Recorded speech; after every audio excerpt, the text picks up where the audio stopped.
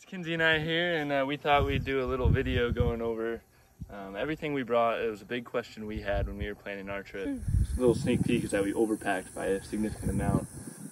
So we have our gear here. This is what we ended with. We also have 3 boxes right there of stuff we sent home in 3 different shipments. But yeah, I'm excited to get into it.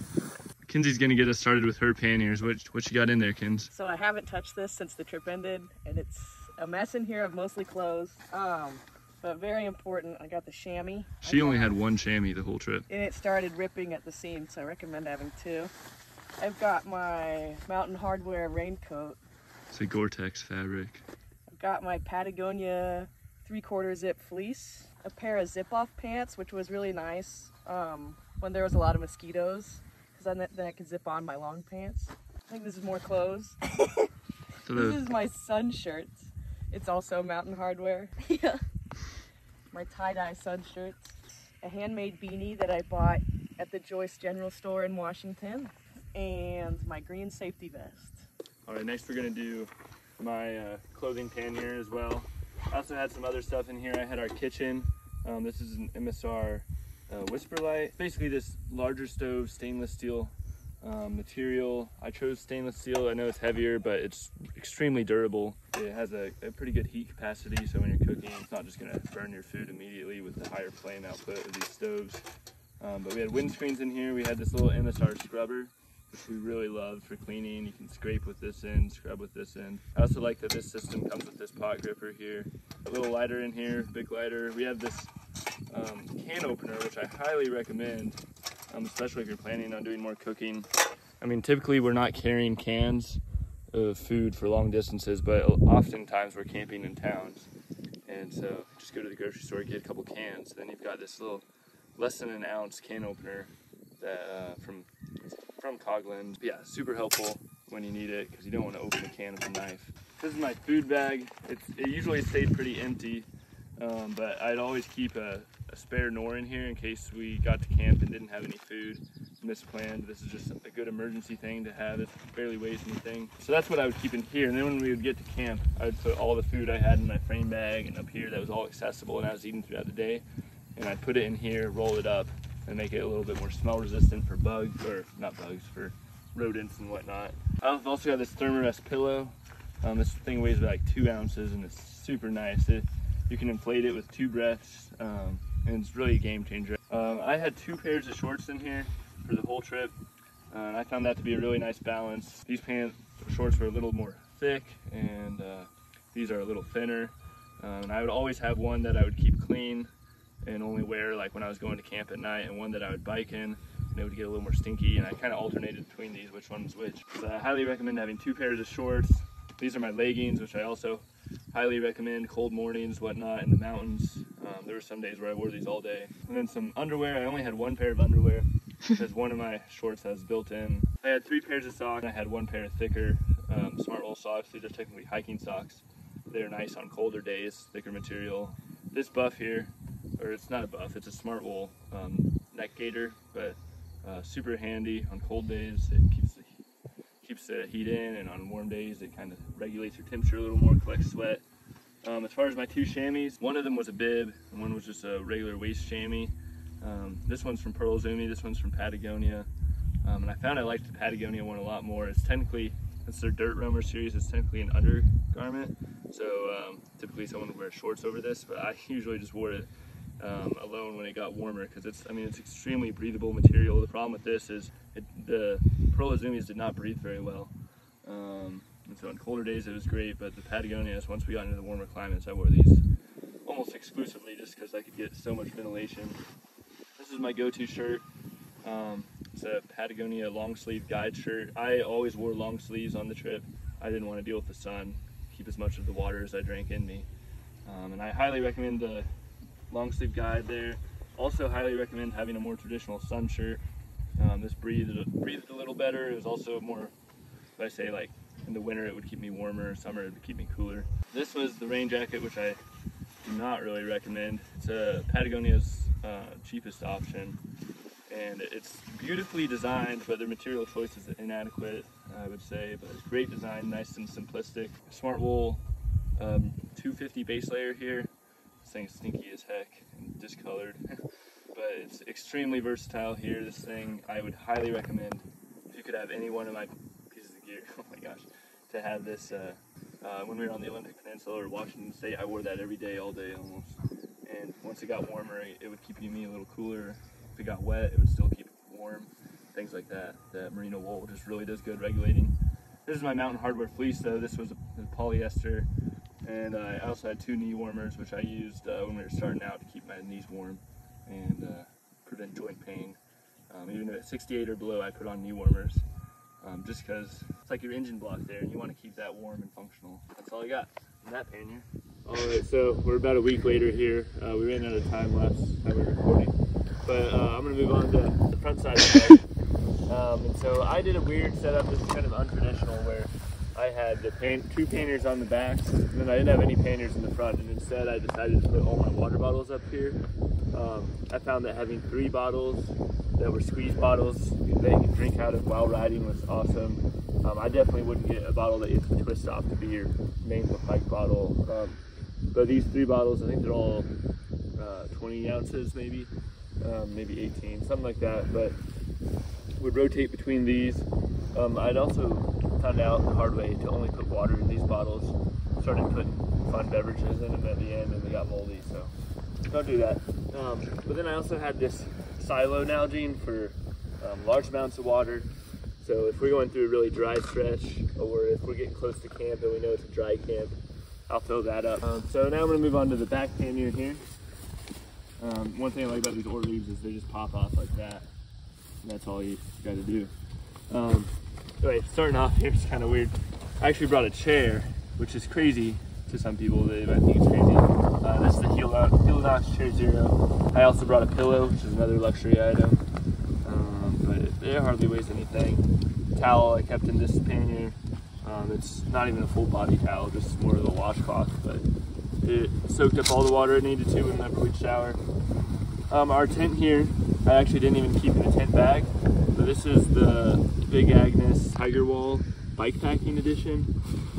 We really love this tent. It's a 2-person tent, it's pretty tight in there, but I'll put some photos on there of it set up, but it's plenty spacious, and I'd always pack it as I would take it out, so ground sheet would be at the top, and then the tent body, and then the rain fly. Once I had extra space, I stopped carrying the bag and just the body, and it can fit much better in the pannier that way. And then my 10-degree quilt, which was overkill, but it's the only quilt I have, so I use it for everything. So I also kept our iPad in here to edit. Back here on the rack, I have my sandals. It's really nice to have something easy to slip on to change into. And I also kept 3 taillights back here, so if one died, I could put on another one without having to recharge them. This is my Orleave Ultimate 6 bag here, and I actually like to keep this bag about half full. So as I'm riding, I can throw a layer in here, but got a bandana, safety vest for whenever we got on a bad road, a hat, which I didn't really use much. And towards the end, once it started to get really hot, or not towards the end, in like East Montana when we went through that heat wave, I had to pick up some chamois butter because that's when our saddle sores started. And then in this little zipper pouch, I had things like my passport, a journal, things like that, and random things. All right, moving on to the frame bag here. This is a Revelate Repio frame bag. I kept a med kit. It's pretty heavy. This thing's probably a couple pounds, but I also kept like toiletries and stuff in this bag. Random things we need like that. I like these smell-proof bags. I don't really use them because they're smell-proof. You know, you get a cheap bag of trail mix and it tears, so you put it in that. Plastic bag to cover my saddle with. This is like a wipe for the chain whenever we'd clean it once every 3 days or so. This is usually in the kitchen sack to keep it from rattling. This is my emergency peanut supply, so if I ever ran out of food, this could get me through at least like half a day or something. I like to keep something like that. Calorie dense and light. Fuel canister. This is the bag I kept all our tech in. This is my tech bag. Probably most importantly, I had a 20,000 milliamp battery bank, which was definitely a little bit too much, but it was nice to know that. We had a lantern. We hardly used this because the sunset was past 9 every day almost. But I kept my headlight and a little headlamp in here, which was pretty nice to have, and a few USB-C cables and whatnot. Battery stuff. Guy line for drying clothes. It's kind of a mess down here. Dr. Bronner's. I didn't know I had that. That's good. And then one thing, a Lily Lube lubricant. This bottle here lasted us the whole trip for 2 bikes. Tent stakes I kept in here. I tried to put things in here that were heavy and dense, because this is the best distributed weight on the whole bike since it's in the center.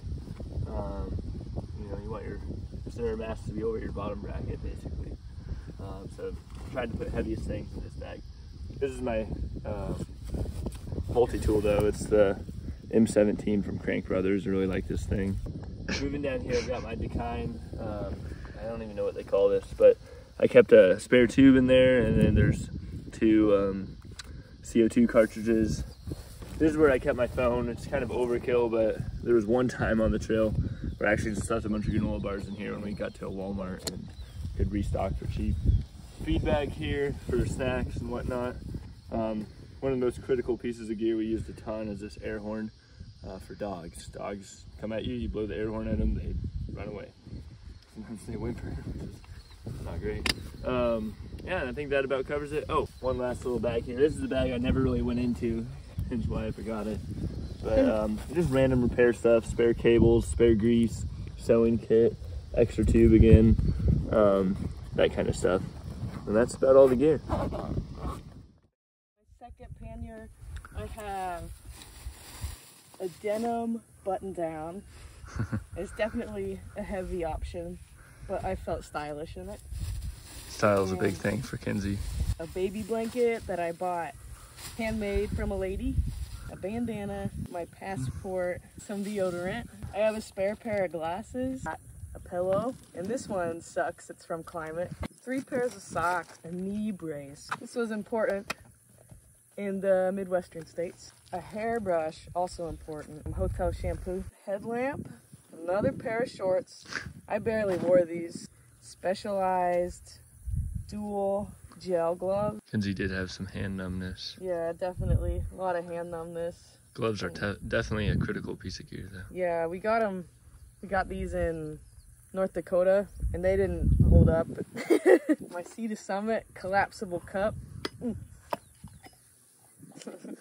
It's my razor in my swimsuit. She's really organized. She keeps everything. A little battery bank and some Gold Bond lotion. Real quick, Kenz, what's in your... Iron pills, vitamin C, nasal spray, lighters. These are my pens. I had a toothbrush and toothpaste and like a lot of Pop-Tarts in here originally. I've got a thermometer because we got sick. I've got my koozie and some chapstick in there. Clip-on glasses, which were awesome. And then in the front of here, I've got a big thing of postcards. All right, what's in the saddlebag, Kenz? It is my hammock gear, sleeping bag, and it's rated 10 degrees, and I love it. And I kept my bed rocks with me, and they're pretty heavy, but I love them, and I'm very glad I had them. Yeah, and she had clipless shoes and pedals, so if you're gonna wear clipless shoes, it's pretty important that you have an additional pair of shoes to wear when you're out and walking around, hiking, whatever. So you don't want to be clickety-clacketing the whole way. In here I have my watercolor journal and my watercolor set and some paintbrushes. And these boxes here are things we actually sent home throughout our trip. So early on I needed more water capacity with the more remote section, so I actually kept this. And I only used this when we were dry camping early on, cooking with water. This is like extra storage. It's a Revel 8, it's roll top.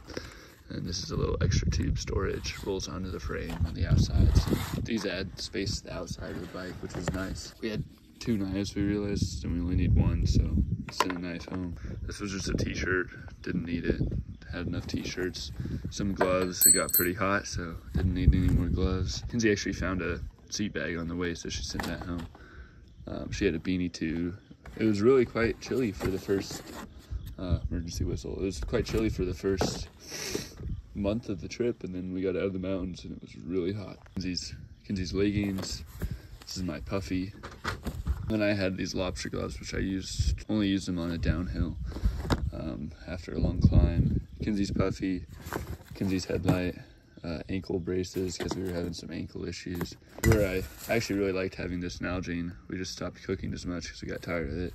But I used this to put like pasta sauce in, so I didn't have to carry around a glass jar. This is my sleeping pad, which I actually sent home because I sleep better without open cell sleeping pad. Fuel bottle. Everyone said you can't use canisters the whole way because there won't be canisters, so you should bring a fuel bottle. But we used canisters the whole way and it was fine.